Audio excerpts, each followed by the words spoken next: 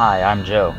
Today, we're going to talk about one of my favorite countries, Colombia. As you're aware, Colombia is in South America.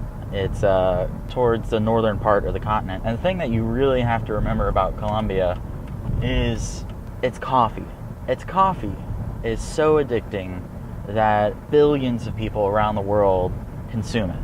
Now, the biggest purveyor of Colombian coffee is Starbucks. However, we all know that Starbucks is just a really high-priced prostitute. So I prefer to go to my local coffee shop. I specifically ask for, Colombian Supreme. Although one time I went to a sandwich shop that, was Colombian, and they gave me a little white baggie full of some powder. I wasn't quite sure what to make of it. That was until I started doing research for this video. Now, in my research, I discovered that not only is Colombia one of the biggest purveyors of coffee, but it's also one of the biggest sugar places. It also goes by Colombian White, Colombian Supreme, the Great White Terror of the South. I've heard a lot of different names for their sugar. I'm not quite sure why so many people seem terrified of this, but they say it's highly addictive. Before you put it in your drinks, you've got to grind it up really well.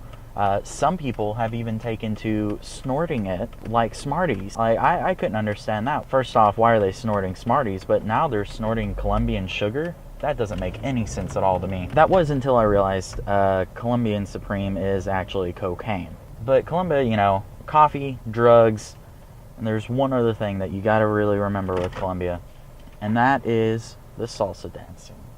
It's an ancient tradition which involves them creating very, very spicy salsa and then throwing it in the air while people dance underneath it. You can see this at weddings, at funerals even, as a celebration of life. And you can also see this a few other places as well, but this is really something that you see in Colombia.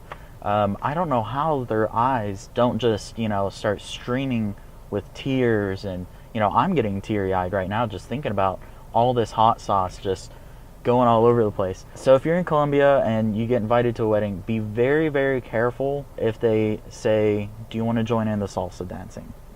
Because you may end up going to the hospital, especially if you have any allergies to spicy foods or to peppers and such. So keep that in mind if you ever go to Colombia for their coffee.